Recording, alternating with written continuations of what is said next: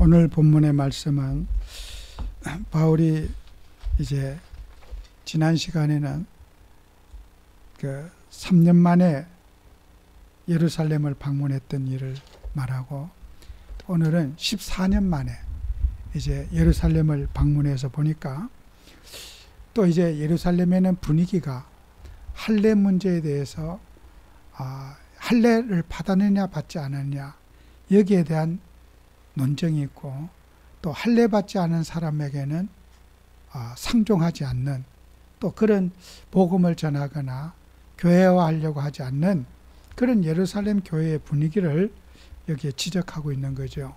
그래서 우리가 정말 바울은 거죠. 할례 받은 것이나 할례 받지 않은 것이나 그게 중요하지 않다는 거죠. 그리고 또 그렇다고 해서 할례를 또 무시할 수 있느냐, 그것도 아니라는 거죠. 우리가 교회 안에 창세기 17장 2절에 보면은 그 아브라함에게 하나님께서 할례 언약을 주셨어요.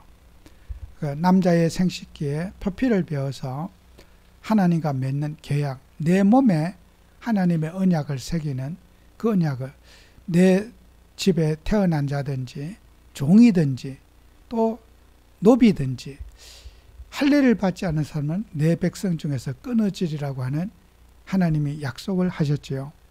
그리고 그 할례, 아브라함에게 한 것은 8일 만에 할례를 받아라. 그럼 할례의 의미는 뭐겠어요? 오늘 신약 시대 때 예수님께서 할례라는 것은 자른다는 의미가 있거든요. 우리 인생을 죽인다, 그런 뜻이죠. 그래서 예수님이 우리를 위해서 십자가에 못 박혀 죽으심으로 그 할례가, 우리는 육신의 눈에 보이는 할례가 마음의 할례를 받아라. 그죠? 신약 시대에도 예수님이 그 할례의 완성이 바로 우리 예수님이시잖아요. 그래서 우리가 예수님이 그런 하나님 자녀들에게 그런 할례의 완성으로서, 피언약의 완성으로서 예수님이 오셨으니까 우리가 예수님을 믿으면은 육신의 할례를 받고 안 받고는 문제가 되지 않는다는 거죠. 그리고 또 우리가 할례를 또 무시할 수도 없는 것은 교회 안에 성도들에게 하나님의 자녀라는 신분을 심고 의식을 심고 하나님 자녀의 행동을 불신자와 다르게 하는 그런 표식을 하는 것, 그것 또한 중요한 일이란 말이에요. 우리가 예수 믿고 구원받았다고 해서 불신자 속에 어울려 살면서 불신자와 또 차별화가 없는 것도 문제고, 그죠? 또 불신자와 너무 이렇게 동화되어 가지고 사는 것도 하나님 자녀로서 옳지 않다는 거죠. 그래서 바울은 할례를 이미 받은 사람은 받은 대로 그것을 믿음 생활에 유익하게 살면 되고, 할례를 받지 않은 사람은 또 그 안 받았다고 해서 또 굳이 또 받을 거는 뭐가 있느냐. 그래서 우리는 할례를 안 받았더라도 의식을 불신자에게, 세상 종교인들에게 우리가 구별된 행동을 하면 되는 거지, 꼭 몸에 할례를 받아야지 구원을 받고 할례를 받는 것이 하나님의 모든 일을 함축해 있다, 이렇게 봐서는 안 된다고 하는 것이 바울의 주장이죠. 그래서 나도 할례를, 디도에게도 할례를 행하지 않았다.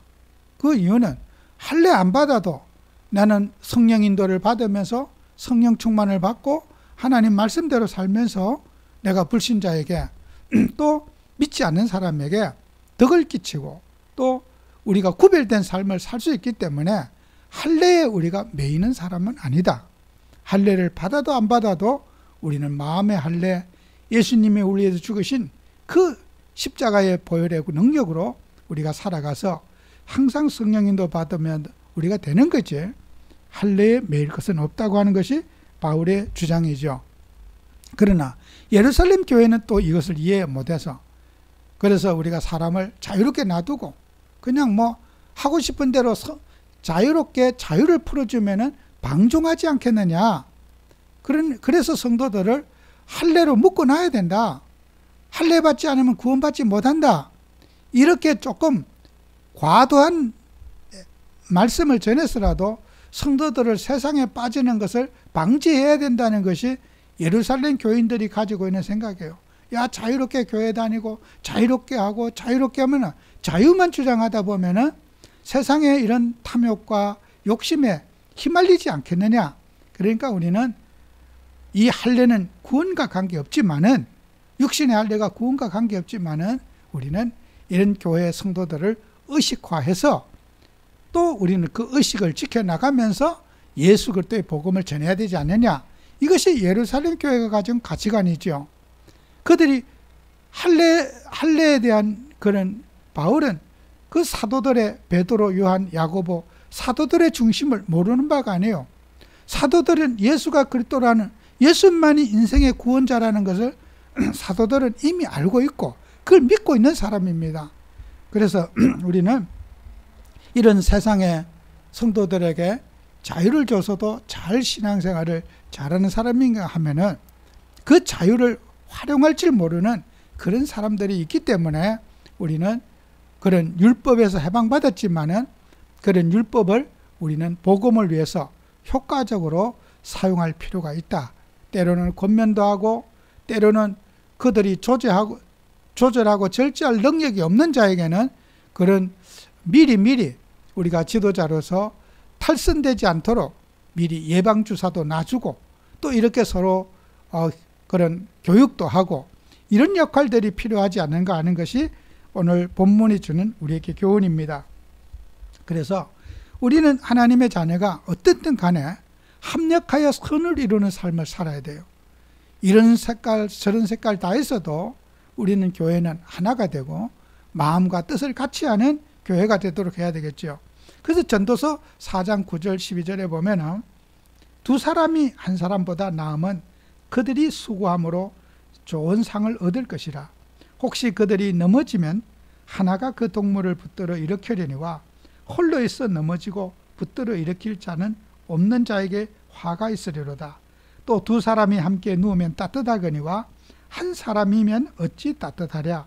한 사람이면 폐하겠거니와 두 사람이면 맞설 수 있나니 세겹절은 쉽게 끊어지지 아니하느니라. 우리는 연합을 강조하는 거죠. 그래서 우리는 개인 한 사람이 그냥 자기의 능력을 가지고 열심히 하는 거, 참 그런 분들 많아요.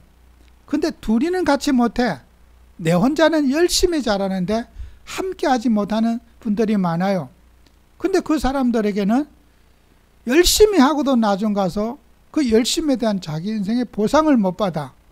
그러니까 이 사람은 어떻게 인생을 살 때 똑바로 이렇게 그 달리기 할 때 100m 선이 있으면 그 선에만 똑바로 곁눈질 안 하고 달려가는 사람이야. 자기 인생의 목표를 향해서 열심히 그냥 거기에만 매입하는 선을 추구하고 살아가는 직선형의 사람들이란 말이에요.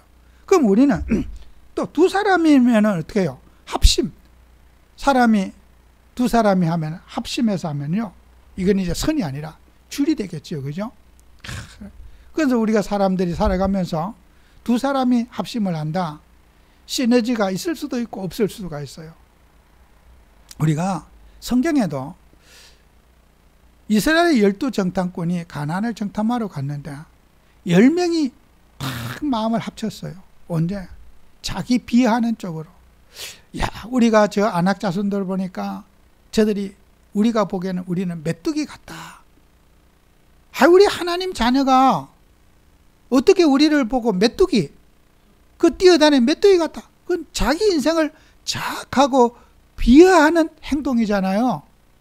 신앙의 가치, 인간의 가치, 하나님이 우리 함께하는 가치를 송수리에 다 잊어버리고 문제 앞에 극단적인 자기 비하하는 성격. 내 왜 살지? 나는 살아서 뭐하지? 이렇게 극단적인 자기 비하하는 사람끼리 모여가지고 이런 사람이 합쳐지면 어떻게 해요? 좋은 효과가 나오겠습니까? 안 나옵니다. 그러니까 우리가 합치는 거는 좋은데 어디에다 합치냐는 거죠. 하나님의 말씀에 합치고 믿음으로 합치고 정말 우리 예수님 중심으로 합치는 그런 우리가 돼야 되는데 이렇게 연합은 좋은 거지만은 이 연합을 잘못하게 되면은 그 12명의 정탐꾼 가운데 잘못된 연합이 되는 거예요. 그럼 차라리 싸우는 것만 못하지요. 마음을 하나가 되는 것이 중요한 것이 아니라 누구에게 하나가 되느냐는 거죠. 우리는 그리스도 중심으로 하나가 되고 복음 중심으로 하나가 되고 하나님 말씀 중심으로 하나가 돼야 되는데 인간끼리 하나가 되면 행복할까요? 반드시 문제가 와요. 사람끼리 연합하고 사람끼리 뭉쳤잖아요. 반드시 문제가 와요. 학연, 지연, 혈연, 야, 우리끼리 똘똘 뭉치자. 하나님은 하나님 중심으로 하나가 되기를 원하지 인간 중심으로 하나가 되기를 원치 않으셔요. 우리가 성경에는 그런 수많은 증거들이 있잖아요. 노아가 방주의에 살고 나서 바벨탑도 그렇잖아요. 우리가 흩어짐을 못하자. 이제는 절대로 우리가 똘똘 뭉쳐가지고 이런 재앙과 저주가 일어났을 때 우리가 대처 능력을 잘 키우자. 그게 바벨탑 아니에요? 하나님은 그 바벨탑을 기뻐하지 않아요. 우리가 대처 능력이 부족해가지고 이런 재앙을 만났으니까 바보처럼 그렇게 전조가 있었는데 그렇게 재앙이 일어날 걸 알았는데 우리가 눈치챘는데 우리가 흩어져가지고 똘똘 뭉치지 못해서 그렇게 해서 우리 재앙 우리가 홍수도 피할 수 있었고 여러 가지 재앙과 피할 수 있었는데 못 피했으니까 이거는 우리가 마음을 뭉치지 못한 데서 오는 문제였다. 그러니까 우리는 앞으로는 흩어지지 말자. 이것이 뭐예요? 하나님 없는 연합을 성경은 그들은 말하고 있잖아요. 이래서 우리는 사람들에게 이 합심은 좋은 거지만은 누구 중심으로 합치느냐, 이제 이것은 참 중요한 거죠. 그 우리가 세 사람이면은 자 쉽게 줄이 끊어지지 않는다. 그래서 우리가 합칠 때도 항상 균형이 있어야 되잖아요. 그죠? 이 삼각형이잖아요. 그죠? 세모. 이 삼각형은 어디를 놔도 똑같아요. 방향이. 그죠? 앞과 뒤가 없어요. 균형이 딱 맞아요. 그죠?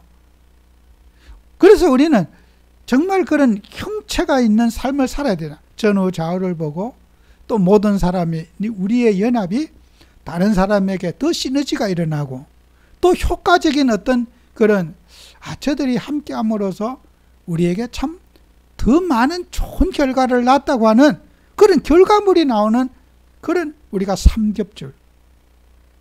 이렇게 그 교회는 이런 것들이 균형이 있는 그런 연합이 돼야 될 거다. 그래서 우리는 그러면 나는 어떤 역할을 하고 사는가? 그 우리 자신은 이런 부분에 대해서 우리 자신을 이제 점검해 봐야 되겠죠. 그래서 로마서 8장 28절 30절에 우리가 알거니와 하나님을 사랑하는 자 곧 그 뜻대로 부르심을 입은 자들에게는 모든 것이 합력하여 선을 이룬다 그랬어요. 하나님은 잠언서 16장 4절에도 여호와께서 온갖 것을 쓰임에 적당하게 지으셨나니 악인도 악한 날에 적당하게 하셨느니라 그랬어요. 우리가 인간이 볼 때는 저게 하나님이 잘못 만들었어. 저거는 필요 없는 거야 하지만은 하나님은 세상의 모든 것을 만드시고 통치하시고 관리하신다는 거 아니겠어요? 그래서 우리는 교회, 가정, 또 우리 하고 있는 일, 이 속에서 나는 하나님의 뜻을 위해서 어떤 합력하는 구성원인지 우리가 점검해 봐야 돼요. 그죠? 내가 너무 일중심이어 갖고 완벽주의로 살아가니까 사람들이 그런 것에 대해서 내가 뭘 잘못한 것이 아니라 거부 반응을 나에게 일으킨다면은, 그죠? 그 일중심도 조금 내려놔야 되잖아요. 그럼 내가 일을 너무 열심히 하는 것 때문에 사람들에게 지탄을 받는다면은 내가 일을 좀 줄이고 같이 할 수 있는 걸 찾아야 되잖아요. 일 열심히 하고 핍박을 받는 거예요. 그러니까 우리가 나는 일만 했는데 잘못한 게 없는데 왜 나를 좋은 평가를 안 내리라는 거예요. 그래서 우리는 일 잘하는 사람을 하나님이 찾으시지 않고 같이 함께 할 수 있는 사람을 주님은 세우기를 원하신단 말이에요. 가정이라는 것도 자녀들도 다 동등하지 않잖아요. 우리가 또 살아가는 교회도 그렇잖아요. 어떤 사람은 학력의 차이, 지적인 능력의 차이, 판단력의 차이, 사람이 생활하는 것 다 다르잖아요. 그 어떤 기준으로 해야 될 거냐는 거예요. 교회가 성도들을 어떤 기준으로 살아가야 되냐는 거예요. 목사의 기준입니까? 그러면은 어떤 그런 판단이 겸손 기준이야. 이게 어떤 기준을 해도 이게 부족한 거예요. 우리가 살아가는 모든 인간의 지침들은 다 각자의 성향이잖아요. 이것을 우리가 하나 되게 해야 된다. 그래서 우리가 이렇게 나무도 이렇게 아름답게 이렇게 꾸미려면은 막 순이 길게 빠진 건 좀 자르고 이렇게 해서 아름답게 꾸미잖아요. 전지 작업을 해갖고. 우리가 인간이 그래요. 너무 앞서가는 사람은 조금 낮추고 좀 너무 낮은 사람은 조금 높이고 이래서 균형을 맞추도록 가정도 교회도 해야 된다는 거예요. 그 목사 수준 맨날 우리 수준이 왜 이러냐. 그 수준을 모두가 불편하지 않는 수준으로 맞춰야 된다는 거예요. 그게 바로 하나님이 원하는 그런 공동체가 아니겠어요? 사람이 판단하고 깨닫는 그런 지적 능력과 수준도 다 달라요. 그러니까 우리가 그런 부분들을 어떻게 교회는 나는 그것을 인정하고 하나님의 뜻을 위해서 노력하고 있는가? 우리는 이제 공동체를 위한 노력이 각자 개개인에게 반드시 있어야 됩니다. 그래서 초대교회 성령 충만한 초대교회도 각자 사도들이나 성향들이 다 달랐어요. 사도행전 11장 24절 30절에 보면은 바나바는 착한 사람이요 성령과 믿음이 충만한 사람이라 이에 큰 무리가 죽게 더하여지더라. 바나바가 사울을 찾으러 타소에 가서 그랬어요. 초대교회의 시작은 바나바가 시작했다고 해도 과언이 아니에요. 그 바나바의 마가 요한의 집에서부터 복음운동이 시작되고 120명이 장소를 제공하고 경제를 제공하고 거기 많은 120명의 사람들을 먹이고 하려면은 정말 바나바의 헌신이 없이는 마가 요한의 집에 헌신이 없이는 초대교회가 참 어려웠겠죠. 그런 바나바 같은 사람은 성품이 달라요. 남다릅니다. 그러니까 그 120명을 함께하고 하나 되게 하는 그 바나바의 그런 지적 능력은 탁월하지요. 예루살렘 교회가 바울을 이렇게 배척하고 바울을 받아주지 않는 그런 유대적 성향을 가진 예루살렘 교회에 바나바는 깨인 사람이에요. 우리 예루살렘의 이 분위기, 이 수준 가지고는 안 되겠다. 여기에 더 큰 시너지가 일어나려면은 헬라 사람에게 복음을 전하는 사람이 있어야지 이게 균형이 맞추겠다. 그래서 바나바는 어떻게 해요?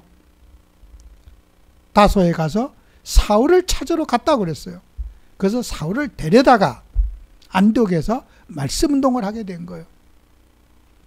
이렇게 대립적 관계를 풀어가는 역할, 바울을 헬라적인 생각을 가지고는 바울을 품고 수용해서 저 사람을 전도자로 세워서 이 복음운동의 시너지 역할을 일으켜야 되겠다.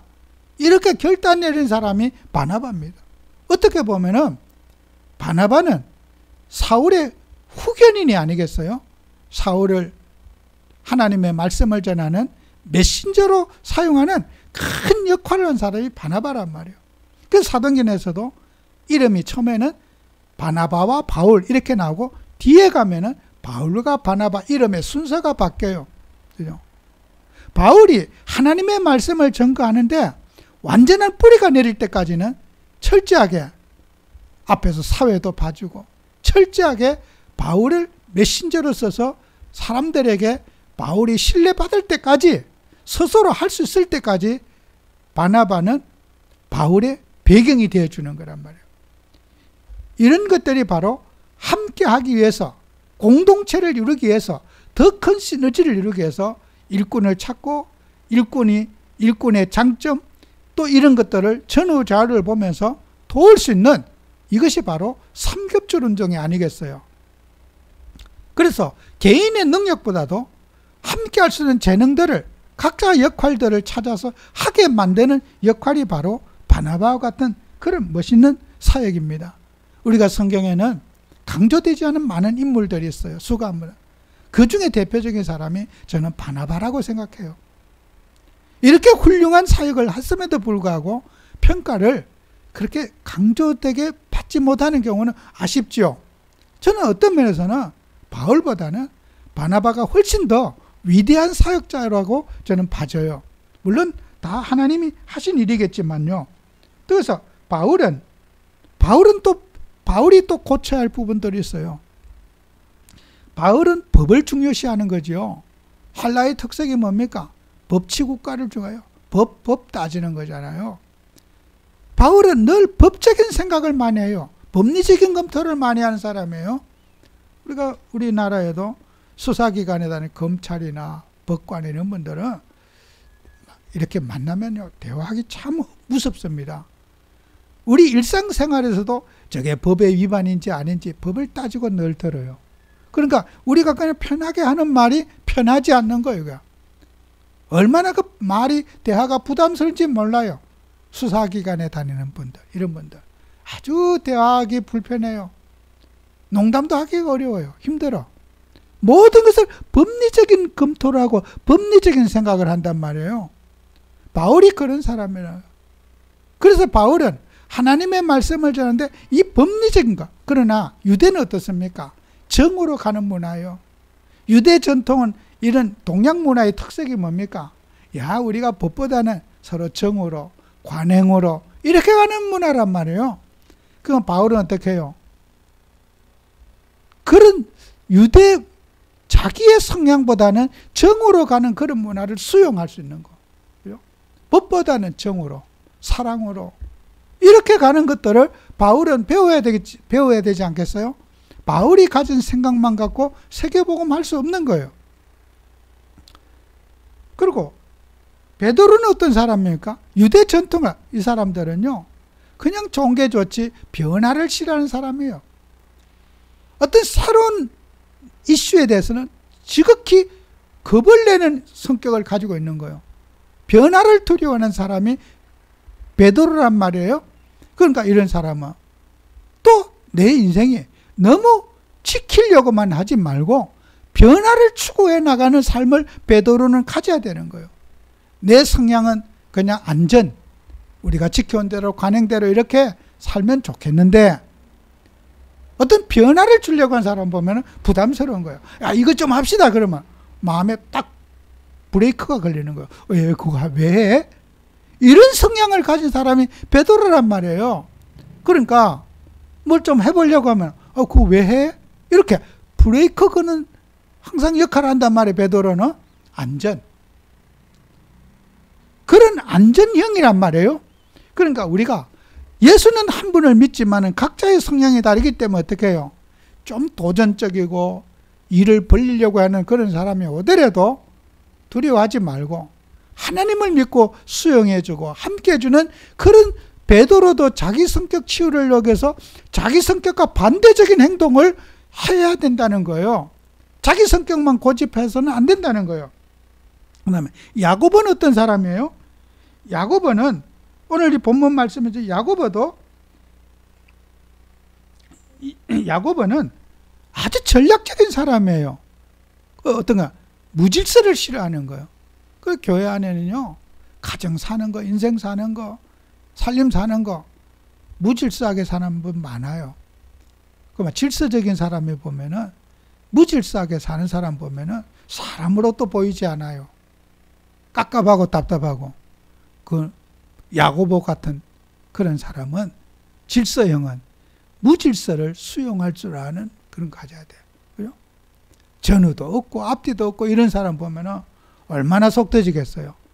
야고보가 감당하기 어렵습니다. 그죠? 여러분, 우리가 세상사에서 그 무질서 가지고 내가 가지고 있는 성향에 반대적으로 살아가야 되는 거예요. 그 다음에 좀 얘기한 대로 요한은 어떤 사람입니까? 아주 심사숙고형이란 말이에요. 나이가 제일 많은 연장자예요. 사도 중에 제일 많은 사람이 사도 요한이었어요. 심사숙고해서. 그럼 이런 사람은 어떻게 해요?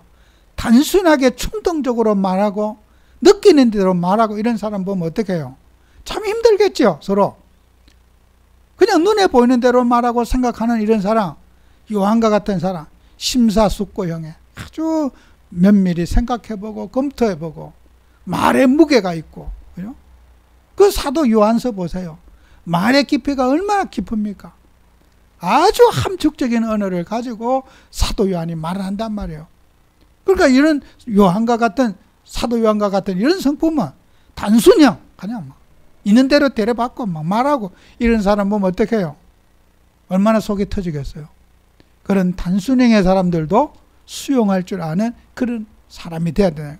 그러니까 우리는 공동체를 위해서 서로가, 어떤 사람은 바울에게 있는 장점, 단점, 베드로에게 있는 장점, 단점, 야고보에게 있는 장점, 단점, 또 요한에게 있는 장점, 단점을 서로 보완하는 관계, 그 단점을 살려주고 단점을 좋게 발전시키는 그런 우리가 돼야 되잖아요. 장점만 주장해서는 안 되겠죠. 우리는 이런 부분들을 여기에 8절 9절에, 오늘 갈라디아 2장 8절 9절에 그런 말씀이 있잖아요. 그 8절에 베드로에게 역사하사 그를 할례자의 사도로 삼으신 이가 또한 내게 역사하사 나를 이방인의 사도로 삼으셨느니라. 베드로는 할례자의 사도로서 그들을 잘 수용하고 그들을, 그런 유대인들을 잘 이끌 수 있는 그런 지도자, 유대인들의 아버지처럼 품어주고 그들과 따뜻하게 이끌어갈 수 있는 지도, 그것도 하나님이 하신 거다. 또 9절, 또 기둥같이 여기는 야고보와 게바와 요한도 내게 주신 은혜를 알므로, 다 이들이 각자의 성향대로 사도로서 자기 역할을, 예수는 한 분을 믿지만은 각자 자기 현장에서 다 역할을 하고 있는 그런 분들이 아니냐는 거예요. 그럼 그 말은 뭐예요? 나도 인정해달라는 거죠. 나도 할례 받지 않은 사람들에게 복음을 전하고 이방인에게 복음을 전하는 일은, 베드로도 소중한 사역을 하고 있고 야고보도 요한도 소중한 사역을 하고 있듯이 나도 하나님이 내게 주신 직임을 따라서 하나님의 사명을 감당하고 있으니까 각자를 인정하면서 싸우지 말자. 내가 누구 같아야 되는 게 아니라 나도 하나님이 주신 대로 내 소임을 잘하고 있다. 그래서 바울은 어떻게 해요? 갈라디아 1장 1절 이하에도 하나님으로부터 나는 사도직을 받았다. 당신들 같지 않으면 나는 사도가 아니냐는 거예요. 나도 하나님이 주신 직임을 따라서 사도직을 행하고 하나님의 말씀을 전하는, 하나님으로 말미암아, 하나님으로 뜻으로 말미암아 내가 사도가 되었다. 인정해달라는 거예요. 예루살렘 교회에 가서 갈라디아 성에서 이 부분을 지금 호소하는 거 아니겠어요? 3년 만에 방문하고 13년 만에 방문해서 우리 똑같이 합력하여 선을 이루자. 서로 물고 뜯고 비난하고 그러지 말자. 다른 것을 좀, 예수 믿는 가운데 우리가 다른 것이 너무 많은데 다른 것을 좀 인정할 수 없겠느냐고 하는 바울의 간곡한 호소를 오늘 본문에서 하고 있는 겁니다.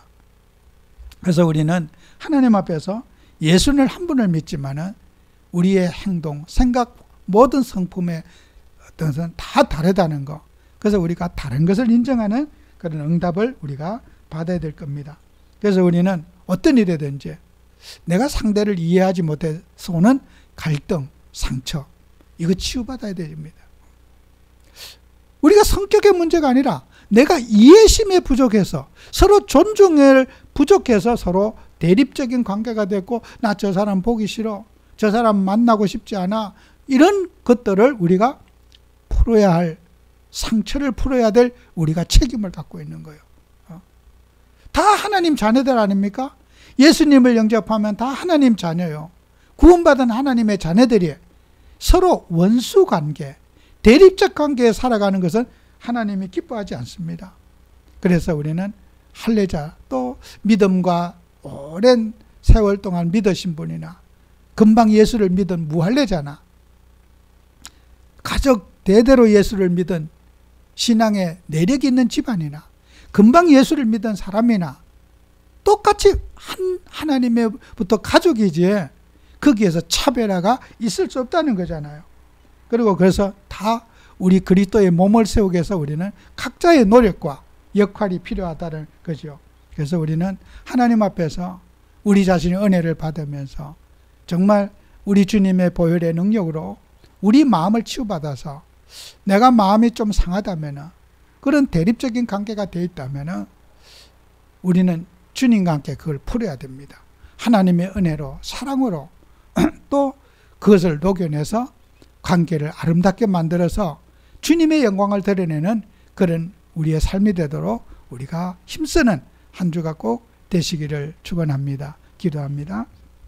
하나님 아버지, 우리는 다른 것을 서로 인정하게 하시고 다른 것이 정상이고 그 다른 것이 그리스도와 함께하고 예수님과 함께하는 축복을 누리도록 역사해 주시옵소서. 그래서 가정이 화목하고 교회가 화목하며 우리의 인간관계가 주님의 은혜와 사랑으로 연합될 수 있도록 축복해 주시옵소서. 예수님의 이름으로 기도합니다. 아멘.